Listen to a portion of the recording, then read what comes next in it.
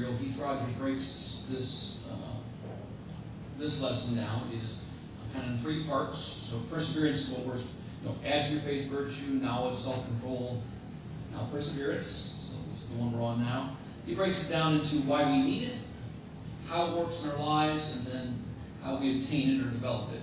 So we're kind of finishing up the why we need it part. And there's one thing I didn't quite get to on last Sunday that I want to pick up in Matthew chapter 10. So go ahead and turn over there if you would, please. Matthew 10.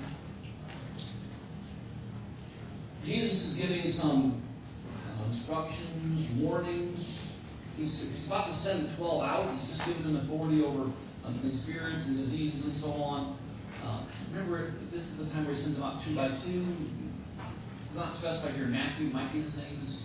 But anyway, he's kind of giving them instructions, and he kind of warns them about a couple things that relate to perseverance. So we're going to read just 2 short sections, verses 21 and 22 first, and then we'll skip over to verse 34 and read a few more verses. So Matthew 10, verse 21. Jesus telling them what's going to happen.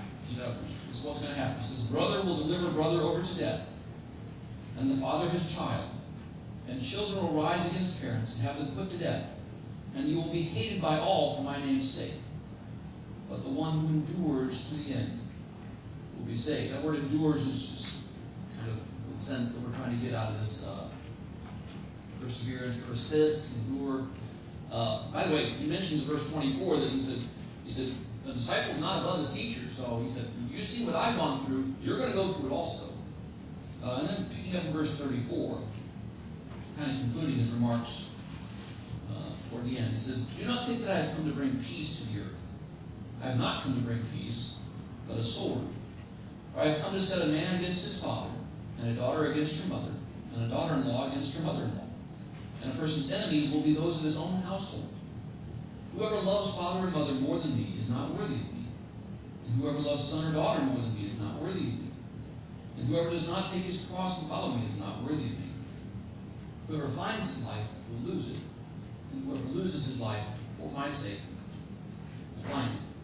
I think that kind of paints a good picture of the sorts of things we need to be prepared to go through and persevere through.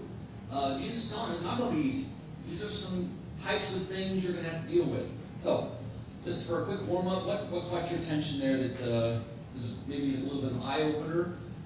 Or like this is a high standard. Maybe we haven't had to go through these sorts of things, but Jesus said there's a good chance you will. A lot of you will. But did you catch there that would be hard, right? It would be real hard.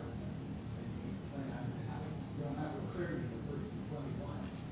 His children will rise up and Well, I'm guessing what he's referring to is, let's say some parents choose to follow Jesus. Well, they're kids. They don't believe that Jesus is the Messiah or whatever, and so they should be put. They're false teachers. They should be put to death.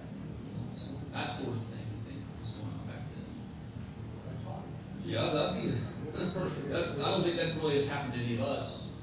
We've been lucky in this country, but I think in China or other places, those things have probably happened, and that's a reason. That's a real fear.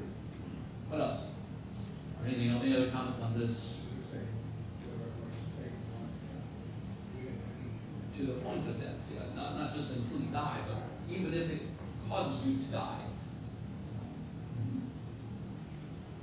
Yeah. Now, In verse 30 said, what like to be worthy of Christ, you have to that despise every other relationship in life and relationship with Christ. It's like that same like if you have to choose between like relationship with Christ or like relationship with Christ.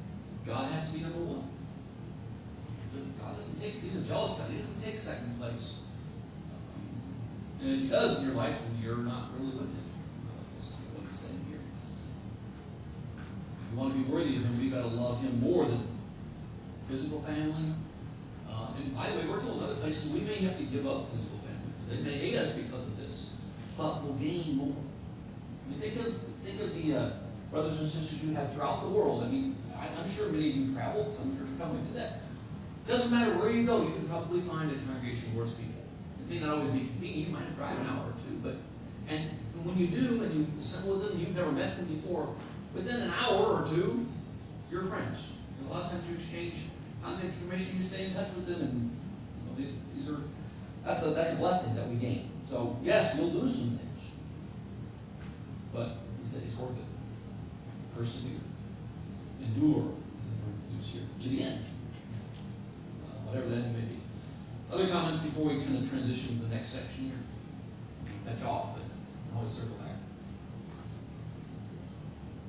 Dan, okay, we're gonna let him go first. Go ahead. So, Jesus is our example of this. And when you think about a father and a child being estranged because of the gospel, okay, what you were talking about then when we turned, God did that to his own son for our benefit. Yeah. In the death of Jesus, God loved us more than he loved his son at that time. I guess for about 3 days. If that's what you're referring to. Yeah, sort of. Mm-hmm. I see what you're saying. Just your question, like other high callings, like we are called to literally take up our cross and follow Jesus, like total shame, total disgrace, suffering, like being despised and dying. That's our calling. That's what taking up your cross is. It's shameful. That's the picture you're painting. Yes, people, I'm not associated with that person. A horrible criminal, and shameful death. Okay, at the bottom of page 48, transitions to the next section here, how perseverance works in our lives. He's got, I think, 3 points here. Remember, we kind of talked about 2 aspects of perseverance, the enduring, which may be a little bit more passive, just kind of taking it as it comes, but then also the persisting, the more active, keep moving forward despite obstacles. And so this first one, he called running the race, referring to Hebrews chapter 12, verse 1. I'd like to volunteer to read that if you could turn there, please. Hebrews 12, verse 1.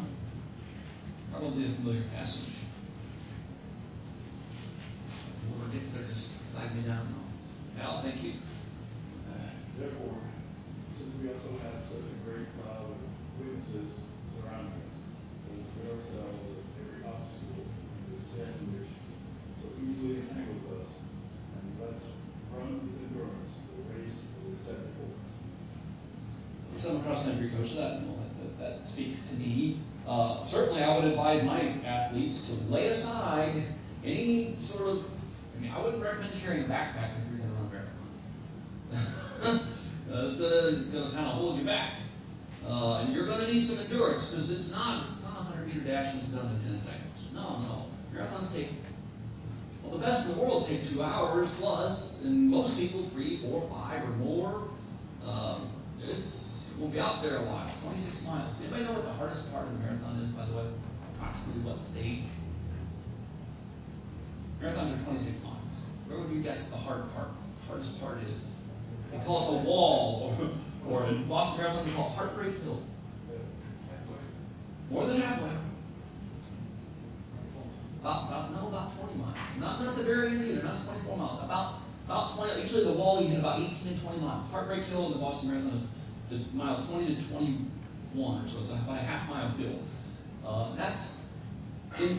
For my track athletes when I'm coaching them, miles, 4 laps. The 3rd lap is always the hardest. You're over halfway, but you still got a ways to go, and you're not right close to the end because you can always finish when you're almost there. No, it's that 3rd quarter, which is the part of my life that I'm probably in right now. I'm 54. I'm probably in the 3rd quarter of my life, I hope. I could be in the last. I mean, you never know. I hope I'm in. So, kind of in the fall of life, hopefully not the winter. But that's, I'm starting to get a little older and a little tired. Well, can you think of any Christians that you really admire that are older than me? Perhaps they've lost their spouse, they're retired, their health is not maybe great anymore, and yet they're always there and they're still working. haven't retired. They retired from work. They haven't retired from the Lord. We've got some here. I'm looking at a couple. But, I mean, who else? I mean, what does that make you think of when you see people that are still pressing on, even though life has worn them down to some degrees? It does to all of us. Yeah. Can't do that. I think a lot of them can't. Wait, still going all. How old is Bob anyway? He's still. I'm not sure. Yeah, he's doing pretty good. I'm old. He's traveling all the time. That's not a comfortable life. And we tend to look at that season of life as I finally get to relax and be comfortable. And I'm looking forward to some of those things, by the way. I've still got 10, 15 years, but I'm looking forward to that. But we don't retire from serving God. We've got to run our race. Any comments along with that? I mean, I think these all can go together, so I'll let it sink in a little bit. Okay, motion. So if you just go like this, I may not see you. When you go like this, I will see you. All right, the second one he had was, he just said, hang on, page flipped. Yeah, there we go. Doing good. Referencing Romans chapter 2, verse 7. Again, I'm going to want to volunteer in a minute. And we're going to have a second one in Galatians 6. So if I can get two different people, turn to Romans 2 and Galatians 6. And just wave at me. I'll ask you to read that in just a second. Romans 2, we're going to be reading verse 7. Galatians 6, we'll read verse 9. Kenny? Romans, I assume? Or which one? Which one you got? Romans or Galatians? Romans 2, verse 7. Eternal life to those who by patience continuance is doing good, seek for glory, honor, and immortality. Okay. And then Galatians 6, verse 9. Galatians 6:9. And let us not grow weary while doing good, for in due season we shall reap if we do not lose heart. So Romans 2, we use the word patience. And then Galatians 6, do not grow weary, both in well-doing or doing good. Mentions some benefits to this. So what did you take away from Romans 2 or Galatians 6 here?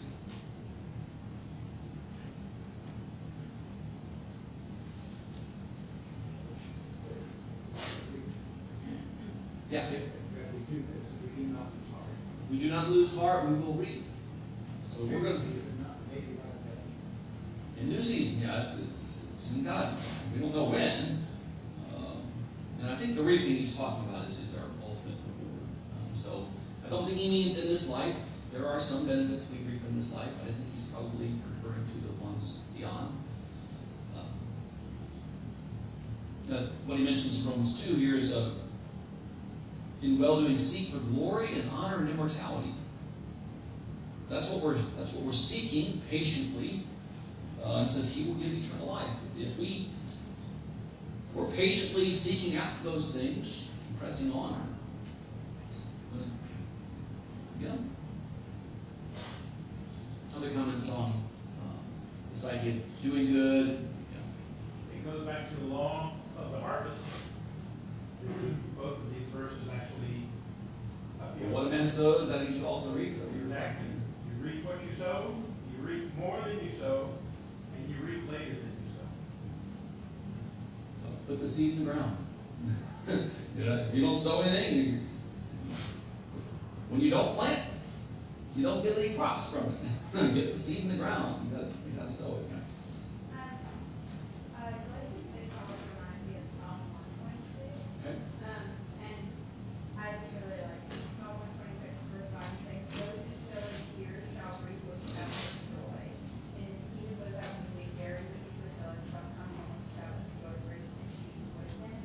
And I feel like that really speaks that, like, especially when it says, like, do not grow weary if you do good. Like, the amount of effort and labor that goes into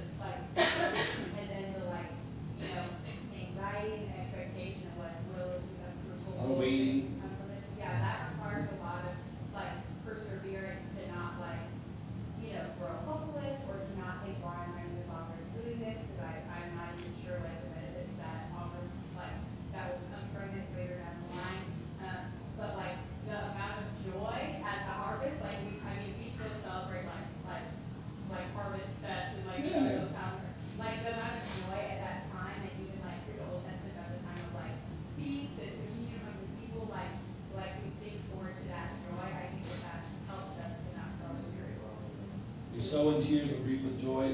Anybody, and a lot of us are parents here, but most of our kids are older, but think back to when your kids were young. There were a lot of tears. It was difficult, tiring. It's a good thing we were young because we wouldn't have survived it otherwise. But you reap that in their teenage years and their 20s and 30s when they're, they become friends and just give you grandchildren and all these wonderful things. But you just look forward to spending time with them. If you hadn't invested all that time and effort younger, they wouldn't have been close to you, and they probably wouldn't have turned out to be the kind of people you wanted to be, and so you might not want to spend a whole lot of time with them. There's going to be that sowing is going to involve work and fatigue and wondering, is this really worth it? But it will be. You just got to trust it will be and keep on keeping on. So, good. Other comments here on not growing weary and doing good. This Galatians 6 puts it. Trying to make sure I don't miss anybody. I circle back. The third one he brings out here in the class material is bearing fruit. And we kind of jumped ahead on this one, that's okay. We're going to read Luke 8 and James 5. So we can get a couple people to turn there. Luke 8. Wave at me if you're going to Luke 8 so I can have you read it in a minute. Now we got Luke 8 and then James 5. Another person, I'll tell you the first and the second. 80 was second. All right, now let me hear there. Luke 8, verse 15, please. As for that in good soil, there are those who hear the word of God, hold fast in an honest and good heart, and bear fruit with patience. Okay, and then Katie, James 5, verses 7 and 8. Be patient, therefore, brothers, as of the coming of the Lord. See how the farmer leaves for the precious fruit of the earth, being used without it, until it receives the early and late rains. You also be patient, establish your hearts till the coming of the Lord is come. Of course, in Luke 8, this is Jesus explaining the parable of the sower. After he's told it, and they're like, we don't get it, could you please? And he actually does. He doesn't do that a couple times, but he does here. So we can kind of, it's an accurate summary of it because Jesus is doing it. He talks about, the good soil and, those who hear the word, they hold it fast. It's an idea of persevering, persisting, enduring. And they bear fruit with patience. And then James 5, verses 7 and 8. I like the phrase, establish your hearts. Establishing something typically takes time. The initial, the beginnings of something, and getting things going and getting them the way you want, there's a lot of kind of hidden effort that those outside may not really realize or see. But starting something new, that's a lot of work, and you don't reap the benefits right away. A lot of businesses were in the red for a while, but they keep investing effort, and eventually it becomes successful. Just kind of trust and keep going, right? Even when it's not necessarily going the way you had planned. So anyway, I'm talking too much. Comments on either James 5 or Luke 8 here. This idea of harvesting, bearing fruit. Kind of we talked about a little bit already. Keith? I think it's like wait for the early and the late rains, because I think a lot of the time I will pray about something and ask the Lord to present something to me, and I'll take it, and then I'll kind of take matters into my own hands because I think he did everything I asked for, but there's actually something I should have waited for to make the situation easier, and I end up like stumbling over myself and maybe doing something I shouldn't, or doing something selfish instead of just waiting graciously for things to happen in his time and not in the time of my pocket. Yeah. It's hard sometimes to know whether to just be patient and wait or to kind of try to make it happen yourself. So it's hard to also know when have I waited long enough? We're being impatient people. You're not the only one. Other comments here on this idea of bearing fruit or the harvest. They would have understood that probably even better than us. I mean, how many of you grew up around farming? Okay, more than I thought. I did not expect that. I didn't realize, my dad had a garden. I mean, I lived in Illinois, so there's a lot of fields around, but I didn't cast some corn one summer. But yeah, but I mean, I had a very small part in it, so I don't really relate to that struggle. It wasn't my favorite job either. There's some tears there. I was allergic to corn pollen, so it was rough.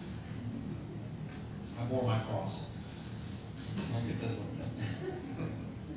Other comments, please. I think, going back to when we've talked before about part of this being passive, part of it being active. When you get the farming analogy, that's very much a part. You have to do what you can do. You've got to plant, you've got to, water as you can, you've got to weed. But there's a whole lot of just sitting and waiting for God to do what God's gonna do. I mean, if you can't, there comes a time during the normal farming season, there's just not much you can do about it. That's when you fix the fences and fix the tractor and other things. But as far as the crop is concerned, you just have to wait for it. We plant, we water, but God gives the increase. We're just dependent upon that. We gotta trust that it's gonna happen in His time. We stay busy working. We might be doing other things, but good. Other comments on kind of wrapping up this section on how perseverance works in our lives. We're going to talk about how we obtain it or develop it in just a second here. I think probably relate back more to circling back to it. So. Okay, Todd? So I'm going to circle back to a little bit of with and then try to tie in some of that piece. So we talked about being persecuted. And I don't think as Americans we really understand that. We read about it, we can see that, and we're not persecuted here in the United States like we see what was persecuted at that time. We have hardships, and as Robert points out that verse in 2 Timothy 2:3, we must endure hardships. And I think that's the piece that we really have to come to grasp with. I think of the analogy or the verse that we talked about with running a race. I've never ran a marathon, but I've run maybe half marathon. And you're not comfortable during a race. There's times that you can go through and you're kind of maintaining it, but it's not all the way through. And I think, God's pointed that out, that it's going to be tough along the way. So if we're in this comfortable mode, which we can very easily in the United States, we're very comfortable people, we really should examine ourselves. It's like, why are we so comfortable? And we consider ourselves lucky that we are. But maybe that's a curse rather than a blessing. We haven't, in the United States, we haven't really gone through a war that's affected us here in this country. We've been involved in a few wars maybe in our lives, but it hasn't really hit home. But think back to 1939, 1941, Pearl Harbor, and World War II. They made sacrifices there. And you know what we call that generation that went through that? The greatest generation. And there's a sense in which that was good for them.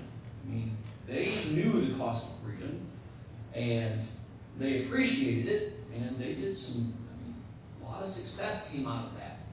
Whereas when we're comfortable and things go, when we're not really persecuted, we can relax too much and then we don't accomplish much. I'll just speak from personal experience. As a teacher, I like summer, but I'm not particularly productive during it. I mean, I do some stuff. There's not a real sense of urgency because it's fairly long. I've got a few things I got to get done, but it's not like during once mid-August hits and the students are back on campus and I got stuff going all the time. I'm a lot more productive then. I'm getting a whole lot more. I have to. I gotta be real. I gotta make use of my time well because I've got a lot of extra time. I got more extra time in the summer. That's probably maybe not a good thing. A little persecution or a little urgency or pressure or whatever you want to call it, that drives us, I think. Just my thoughts. You can agree or you don't agree with me, guys. I've noticed that in myself. I do tend to relax and I don't have as much responsibility or as much urgency to get stuff done. Okay, well, this last section he entitles How We Obtain I would use the word develop perseverance, because it's not something you just get all at once. It's a process. So I would use the word develop. But anyway, he sort of mentions it's like actually like muscles. We got to work out. That they don't get built overnight. They take time and consistency. So first, I'd like to read two passages from James 1 and Romans 5. Can someone wave at me if they're turning there? You read the verses when you get there. James 1. And Romans 5.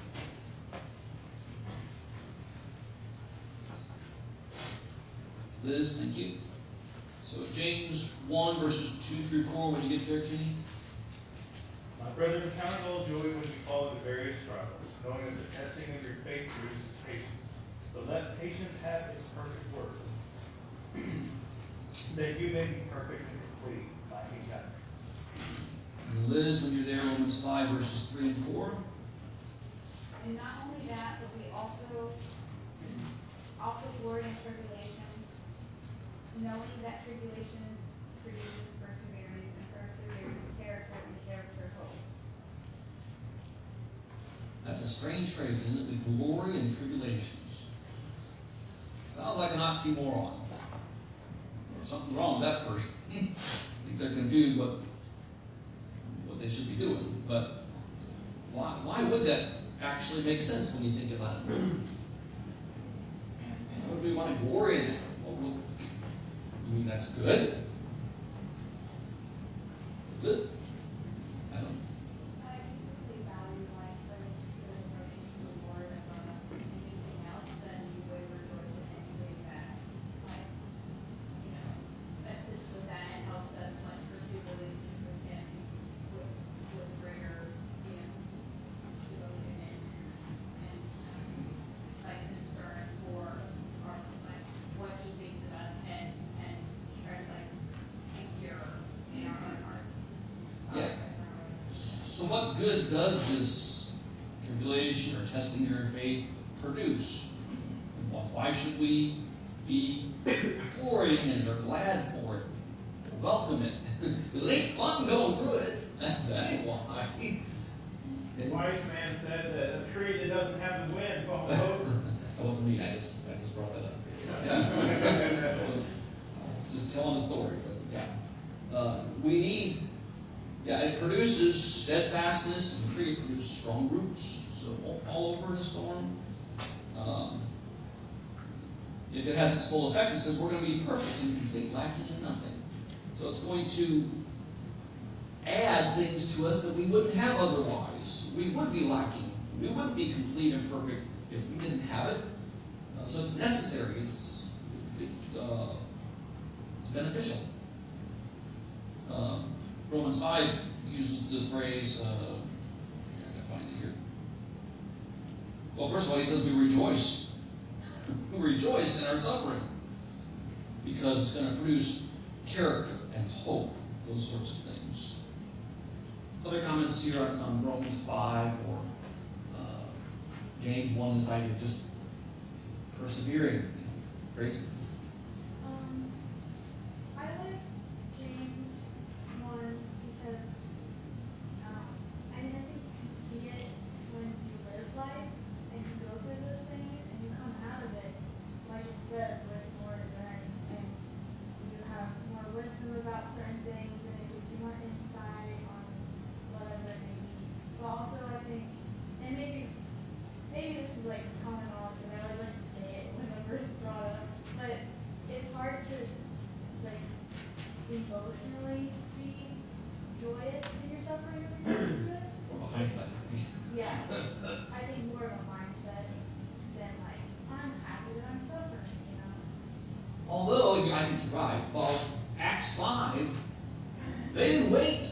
I mean, the apostles had just been meeting and they left rejoicing that they were kind of worthy to suffer for His name. So, they might have figured out a little better than us, but yeah, I mean, a lot of times it's more of a looking back years later, you realize, oh yeah, that was good. Like if you ever had a hard teacher, man, they push you, I would really enjoy that person's class, but later you look back and say, man, I learned a lot, and that really actually helped me later on. So, I don't know. But yeah, the apostles, they didn't wait to rejoice. They were they could kind of see what it was accomplishing right then and there. A lot of times it's later we look back and realize it. So, other comments here on this first point?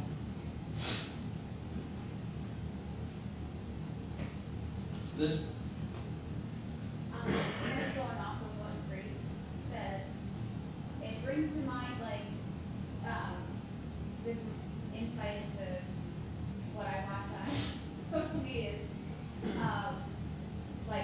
I think it's called rock polishing or right? Okay. So you put it like a bunch of jagged rocks into this container and you add littler rocks and then sand and stuff. And with every turn, you leave it turning for weeks and weeks, and you check it and rinse it out, add more stuff. But eventually, those jagged rocks become polished and beautiful. And I think of going through that process is you get your reward at the end when you're polished and smooth. It's hard going through that for the amount of time. If you ever go pick stones out of a river, a lot of them are just perfectly smooth. They're called river rock. They're perfectly smooth. The water has been washing, silt and sand over top of them, just have sandblasted basically over, years, a while. Who knows how long, but yeah. Polishing this up, yeah. I know when he's gonna get to more points about some of the examples around us, and that's immediately, I just think of every example in scripture of somebody whose life was worthwhile, like all these problems, all of these difficulties. You read their life was hard, and intentionally hard, and God gave them some things that made it hard, and even outside of that, I don't know how many people like reading biographies or looking at great people. Abraham Lincoln, oh yeah. If you go back and you look at these, we always act like we're amazed when we see how hard parts of their life were. You go to Lincoln, you look at how he grew up and what he went through, and look at some great business person and all the failures they had early on, and we're like, wow, and I don't know why that surprises us. They said that's what always leads to the greatness. I doubt we can come up with a single character in scripture that we know very much about that didn't go through adversity that helped make them great. I was just thinking of a few while you're talking. Joseph, Moses, Daniel. All of them. I don't think you can come up with one where they didn't go through that unless we just, like Enoch. We don't know much about Enoch. He walked with God.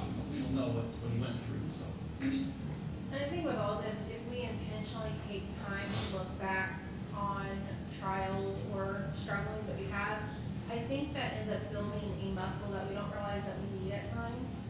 Sort of like what Grace said, all the apostles went on rejoicing. That didn't happen the first time they got persecuted. They came back sobbing that they didn't get life when the 70 got sent out. yeah. So building that ability to look back and see that God has a hand helps you in the moment when those struggles do come up. Go, I know this is hard. I know this is difficult. I know God is with me. He's got a plan. I will make it through as hard as this is. And I think that's something that we have to work on constantly building, because each trial is going to test us differently. It's going to pull and tear and refine us like fire in different ways, because there's different parts of us that God's like, that's not a smooth rock yet, or whatever the case may It's a little be. more polished. So I think it's so beneficial to look back and go, God, thank you for getting me back through this. Thank you for your plan being better than mine. Because I know, at least in my life, I can look back many times and Almost say, like God knows what he's doing.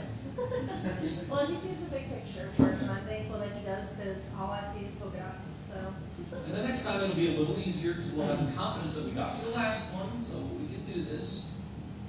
That's the benefit of taking math classes right there, guys. All right, if you can get through math class, other stuff should be easy comparatively speaking. So math is good for you. But I do think adding on to that, not just getting us through it, making us better.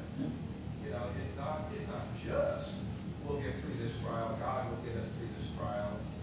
He's refining us, he's shaping us, he's making More us valuable. if we see those challenges as such great opportunities, here's a chance to grow in my faith. Here's a chance to develop a deeper relationship with God, not just survive it, but actually come out the other end stronger as a result. Be careful what you pray for. If you pray for patience, God's not going to give you patience. He's going to give you an opportunity to learn patience. Parents, we all know this. That's what kids are. They're opportunities to practice patience. For, the rest of your life, pretty much.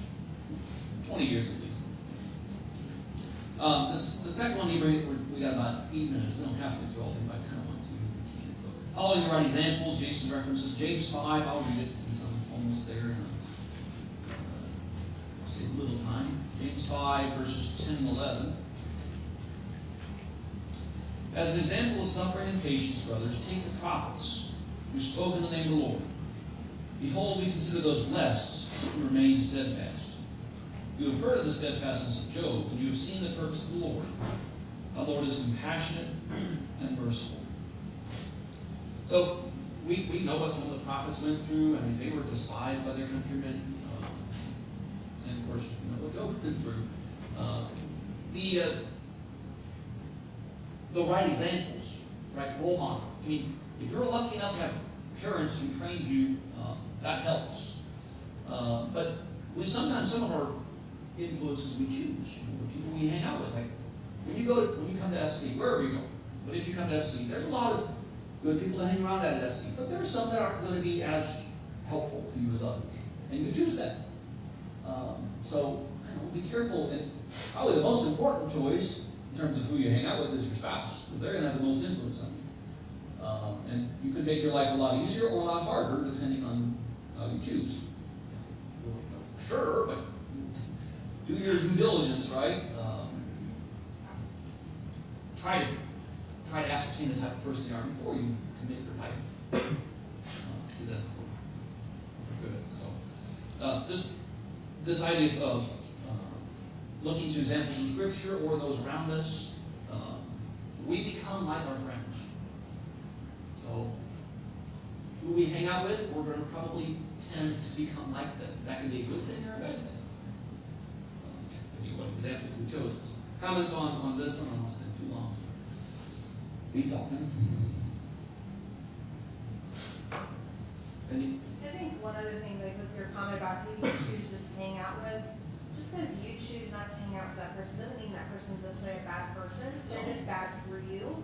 And I think that's one of the hardest things that you have to learn when you're out on your own, because so much of your childhood, you're growing up, and your parents are like, well, maybe you shouldn't hang out with that friend anymore. It's not really good influence, and you hear that voice. When you're in college, like you're trying out different friends, you're trying out different schedules, and you've got to make that distinction of who's going to help sharpen you or who's going to dull you. And that's a really hard thing to make that distinction sometimes. I said better than I did. That's what I was trying to say. These last two sections will kind of blend together, and I'll throw it open for the last 5 minutes. So let me like 1 minute to introduce it. These are ways we obtain or develop perseverance. He mentions faith and the reward, and then being dedicated. And there are several passages. We don't have time to read all of them probably. I'll just reference a few of them real quickly. Hebrews 11 verse 26 says, Moses chose to endure affliction with his people, the people of Israel, rather than remain in Pharaoh's house, for he looked to the reward. So Moses had, the perspective that what's down the road is better than even though what I have here is a pretty sweet deal. He said it's going to be much better. I should be willing to go through some affliction here, because I'm trading that for a far more exceeding great glory later on. 2 Corinthians chapter 4 talks about our inner man is renewed day by day. It tells us what we're going through, our light momentary affliction. And he encourages us to look at things that are unseen, because they're eternal. There's some faith and trust there. So there's a few other passages we could look at. 1 Corinthians 15 talking about evil company corrupts good habits. Hebrews 10:24. Encourage, don't forsake the assembling of yourselves together, but stir one another up, encourage one another, so much the more as you see the day approach. So, anyway, a bunch of passages there. We've got a few minutes. I'll throw it open to comments on any of those things. Try not to cut you off too much.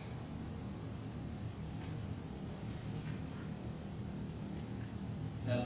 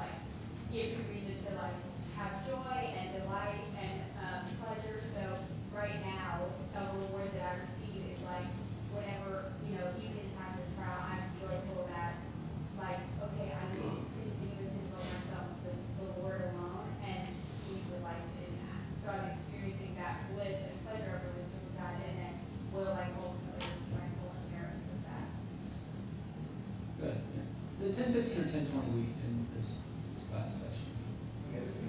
10:15, okay. It's 10:20, I'm like, oh, better. I thought it was 10:15, so.